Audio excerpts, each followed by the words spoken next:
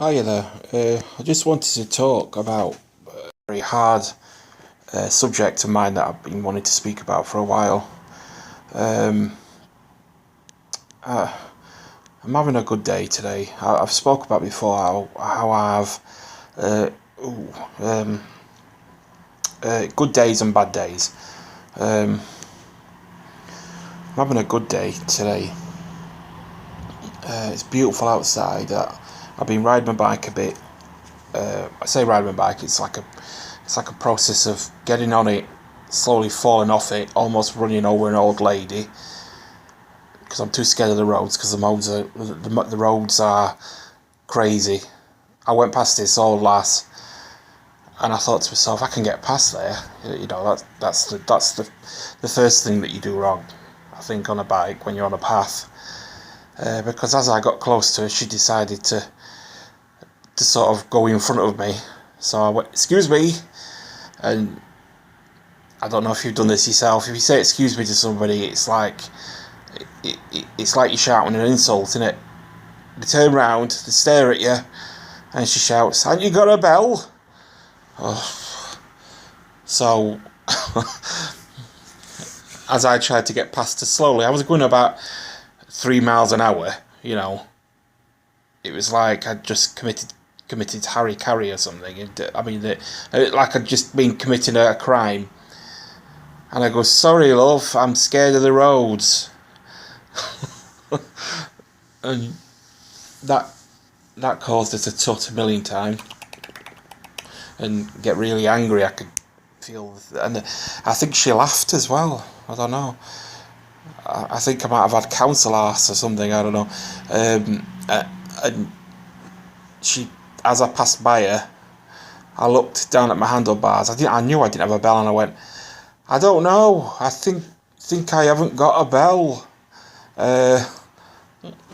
Strange things happened, and I just carried on riding. Anyway, that's the story of me nearly killing an old lady on the path. I'm just too scared to go on the roads because I'm unstable. If I fall off, I'm gonna go straight under a car, aren't I? And size of me, the car will probably end up on its side as well.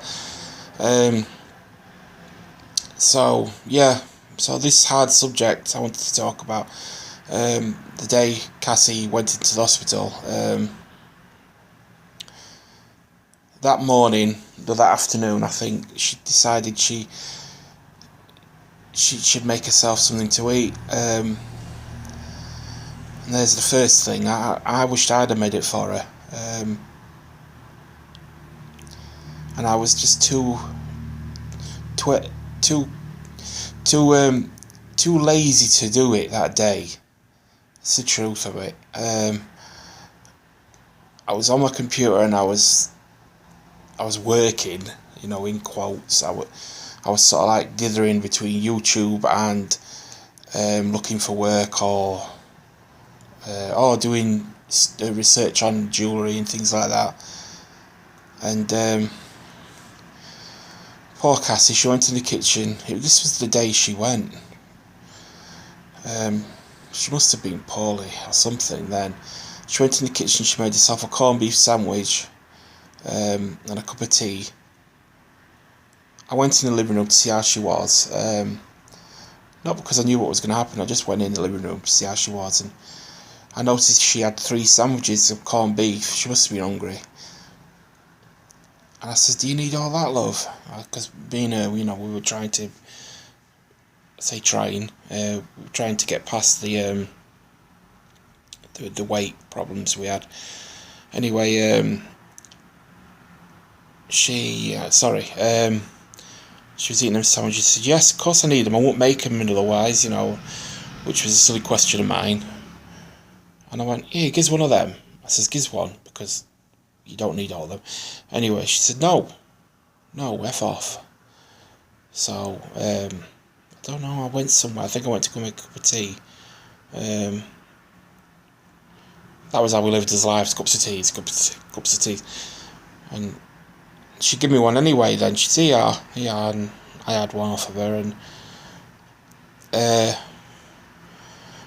as she got ready to go out, because she was going for an appointment to the doctor's, I noticed she was struggling going down the stairs. This is what's hard. She was struggling. She was sort of like, she wasn't struggling as such as you can imagine the word sounding. She was, she seemed to be slower than usual. And I said, a lot of good them corned beef sandwiches, did you? Oh, we say the stupidest things. And what I meant by that was, it's because I was worried. I was always worried about her getting slow, and because I was the one with the eating problems, you know. Cassie wasn't, and we talked about this before. I didn't want her to get like me. I mean, she was nowhere near as bad as me, but I've been overcoming my eating problems. To be honest, I now never eat past tea. I now never eat at dinner. I only eat something small, and for my breakfast, I always have a very small bowl of cereal. And I've been getting good like that. It's now the activity I've got to get into, get out on my bike more and whatnot. But in the past, I used to be a binge eater. I mean, you can tell, can't you? This is the effect of it. In the past, I used to be a binge eater. I'd always, and I'm not kidding you, always eat a second tea, you know, past 8, past 9. And my reasoning was, I couldn't switch off from the day that I'd had if I didn't have something like I'm not kidding you, a packet of biscuits or chocolate and some biscuits or something like that. I'd have to have them, and they didn't have the effect of helping me switch off. It was just the looking forward to doing that would have the effect of helping me switch off. So it wasn't actually the food. The food itself would make me need to switch off. Anyway, so I've got past that. I never do that anymore. That to cut that story short. So that was what I was worried about with Cass. I was worried about Cass slipping into that because she never had a problem with eating when she was younger. She was very sensible, and since meeting me, I'd rubbed off on her as she'd rubbed off on me. You rub off on each other when you love each other, don't you? I suppose you do. And I mean, we lived in each other's pockets because I worked from home. She was attached to my hip, you know. She still is. I can feel her now. But the thing is, I even said to her a couple of times in the past, if I'm 100% sure I'm making you poorly, if I'm making you eat more, and get unhealthy, I'd rather us not even be together. And that used to scare the hell out of Cassie. She used to say, no, don't say that. And so I'd drop it quickly because I didn't want to say that. What I was trying to point out was that my bad habits, I didn't want them to rub off on her. As it turns out, the illness she went from had nothing to do with that. I mean, it was the pulmonary embolism. And she had swollen calves before I even met her, you know. And my dad died of the same thing just 5 months before. Is it 5 months? 6 months before. Would you believe it? Her dad died of the same thing. And the doctors have always been treating her for things that skirt around it. Anyway, a week or two before, I even accidentally said the words pulmonary embolism because Cassie had just got over a chest infection, and she was still suffering from effects of that, coughing and like a chest infection-y type thing, even though the doctor said the chest infection had gone. And I looked it up and it come up with that pleurisy. And as I was about to say pleurisy, I said pulmonary. And Cassie went, don't say that word, that's what my dad died of. I haven't got that. And I went, oops, sorry. And we moved on.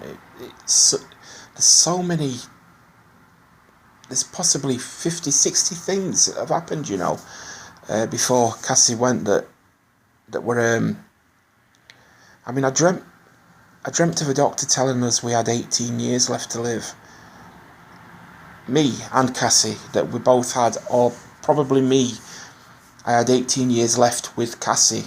And it turns out we were together for about 18 years. From way back. But when I had that dream, I was in a state of shock for half the day after it, because it was one of them dreams you have that they affect you through your day. It was one of them. And then I had another dream of I can't remember now. That'll come back to me at some point. But anyway, this is the thing that was going to be difficult to talk about. What I want to talk about now was I don't want to keep the video going too long because I've gone in over 10 minutes now, but I will continue this a later video as well. Yeah, I know, hang on, I know, I'm talking. Come on, up you come. Oh, wait, right. Little Suey, she's just meowing. I thought she was going to jump on me. When Cassie passed in the ambulance at that stage, still none of us knew. There was no terminal illness that we were dealing with or anything.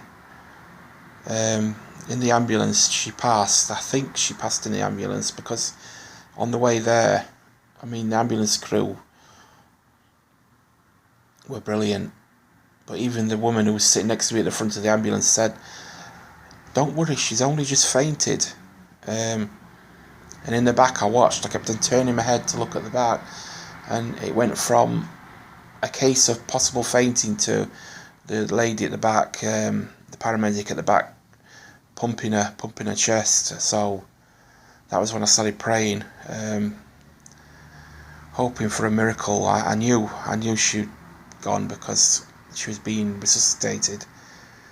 I didn't know she had gone permanently at that stage, but when we got to the hospital, and I got ushered into a room, the way I remember when they took her out of the ambulance, the woman was on, I think I remember her being on the bed with Cassie, I think, compressing her chest. Oh, it was a nightmare.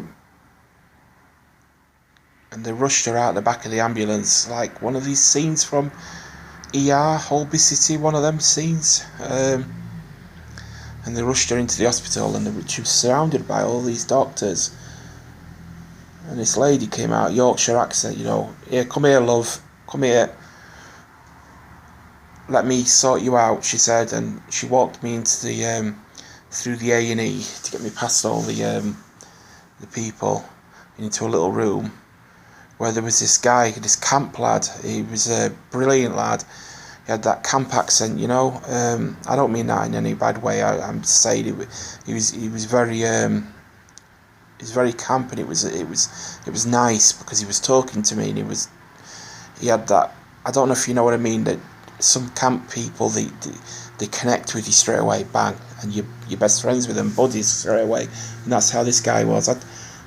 It was weird actually because I didn't see him after that. He was sitting next to me, and he was holding my hand, and he was talking to me, and he didn't show any signs of not wanting to be there. He didn't know me from Adam, and I didn't know him, and I was holding his hand, and I think I was squashing his hand, and he didn't bother. He just carried on holding my hand. I was so tense, and I said, I said, "I don't know what's happening." I said, I shouldn't be here. This shouldn't be happening. Anyway, it seemed like minutes. Not when people say hours, it seemed like minutes. This young girl came in and asked other people to leave. And as she was asking other people to leave, I said, "Is she okay?" And she never answered me, and I got that feeling. I thought, she's not answering me.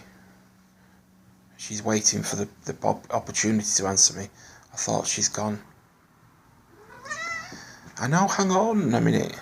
You're not getting fed early?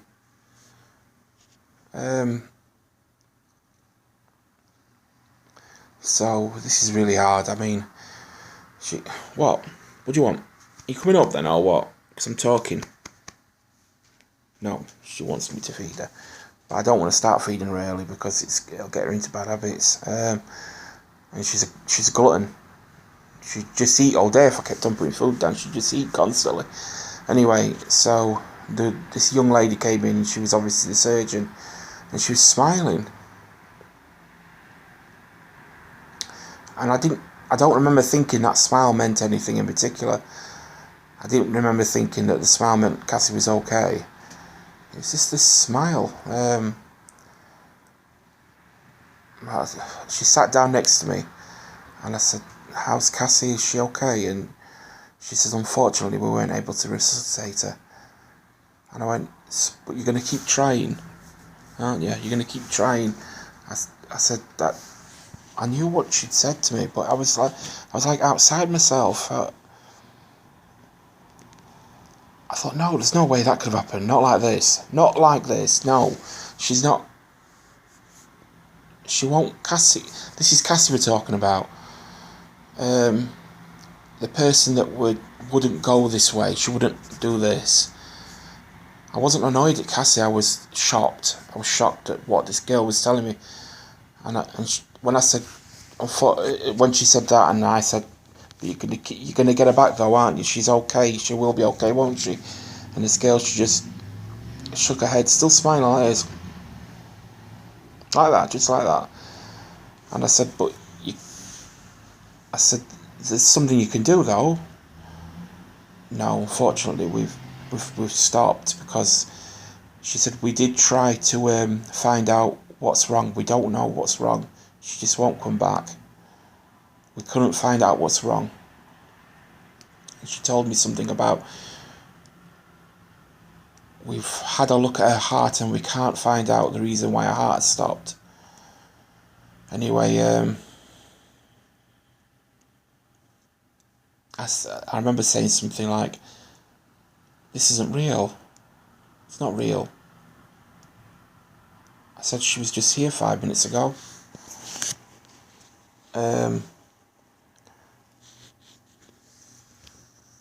So the cat's taunting me now, pestering me. This is all part of her process of getting me to feed her early. So I said that after saying loads of things, I can't remember exactly everything. I said to her, "Well, I can't keep you all day here, love," because she was there for about five full minutes with me. I said, "I can't keep you here all day." And she left. And the guy was sitting next to me as well, and he left as well. I never saw him again. It's weird, isn't it? And I sat there. I was shaking my head. I think I started crying. I got up and I walked out the room. I walked back and forward, out into the cold, out into the air,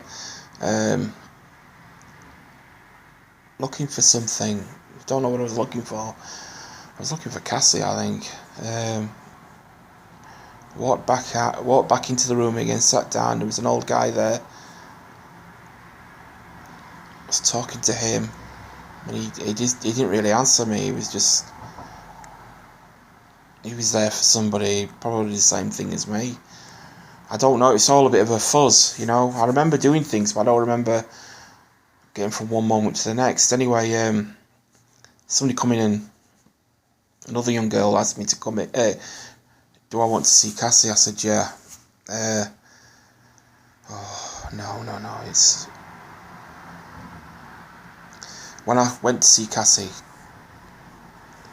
she was laying there. She was asleep. I often thought about this in the past. Why did? Because my last girlfriend as well died as well. But we weren't going out at the time. But we just split up 6 months prior to that. And she died of pancreatic cancer and left a 14-year-old son. But anyway, I saw Cassie laying there. Oh, and she was so peaceful looking. She had this smiling. She was all hunched up on her back like that, and her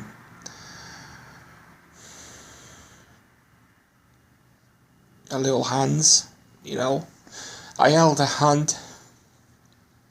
It's really difficult, this bit. I held her hands. Her hands to me were her central point. Her hands, don't know what it is. Obviously I love her, but her hands were the connection for me. If I held her hand, everything was right in the world. So I cuddled, and if I cuddled her, I felt she, at least 2 or 3 times in the past, she'd cuddled me when I was having a bit of a blip in the day or something, like we all do. We have a bit of a anxiety moment or something, and if she'd cuddle me, it would go away. The anxiety would just go, like that, go. Anyway, saw her laying on this bed, and this is what's getting me now, today. And not today, I mean every day up to today, is the way she was laying there. It was awful. It was awful. Just an hour before that, she was living full of life. Not so full of life, because she was deteriorating, you could see. But laying on that bed, on her back. She hated being on her back. She used to lay on her side, Oh. Just lay on her side, and she'd lay on her arm like that, asleep. With the cat doing the same thing. The cat used to lay on her paw as well. All cats had used to always copy her. When Cassie was asleep, she used to always smile. I know, baby, I know. And she used to always smile in her sleep. Just sort of like grin. Not grin, I mean a content look. Anyway, she was laying there with this sort of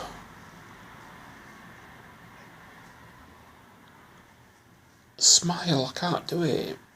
Sort of a smile, but not a happy smile. Sort of like a at peace smile. Her eyes were closed. She was all bunched up. What I mean is, she was... Oh. And I can't get past this point. I'm hoping this video helps. And,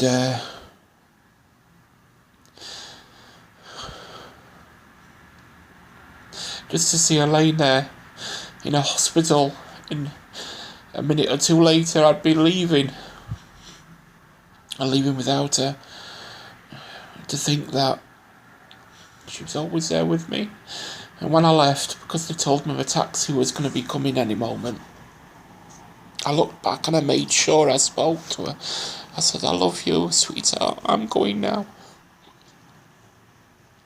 And she was still laid there.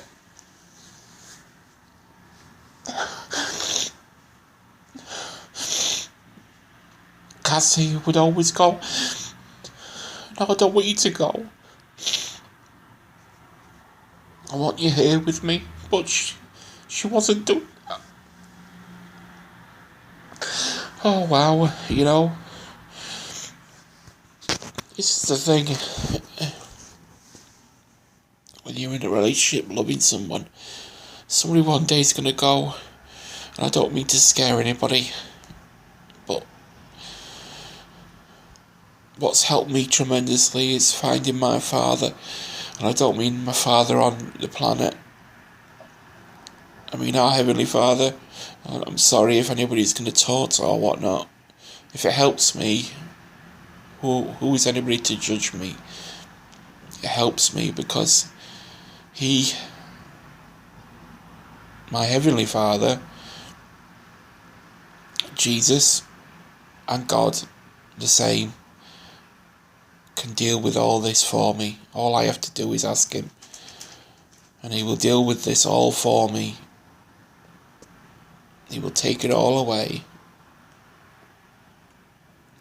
as long as it serves its purpose, and there's a need for that to happen, and which he is doing. He's helping me greatly.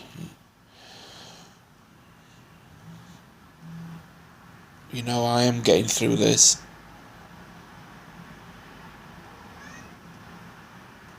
And all you have to do is ask him. Any problems, anybody out there, ask for help. I'm going to feed you, baby, I know. Any problems, ask for help. I don't mean for your next plasma TV, you know that. And try not only ask when you need the help. Just, well, I won't go on and talk about that because I know it annoys people. But needless to say, it's helped me. But yeah, that was my story that I wanted to talk about today.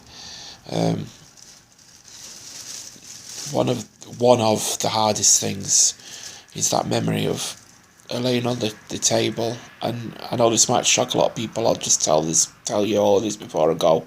I've got pictures of her on the table. I had my phone on me, and I might be the only person who agrees with this, but it helps me knowing I've got a picture of her on her last resting place there. I know I saw her in a coffin, but as her mum said, that wasn't Cassie. She was so different. She was so different in the coffin. She'd been painted. Her hair had been coloured, which was a nice shade of black. Cassie would have liked the shade, but I felt like I was saying goodbye to Cassie in the coffin, but I don't know. Seeing Cassie on that hospital bed was the hardest thing for me. It really was. It's the hardest thing for me. I know, okay. Hang on. Don't jump on me. Cats can get you annoyed like that, can't they? She's going to still try. She never listens to me. I'll have to stroke because she just wants feeding, that's all it is. Got another half an hour yet. So thank you for watching my video. It helps me.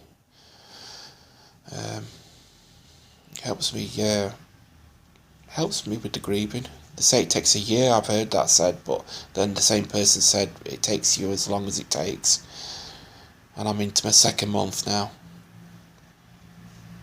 Well, I've gone past the second month date, so officially I suppose I'm into the third month. I haven't gone past the third month date. Why is that so confusing? Thank you very much for watching this. Thank you. Bye.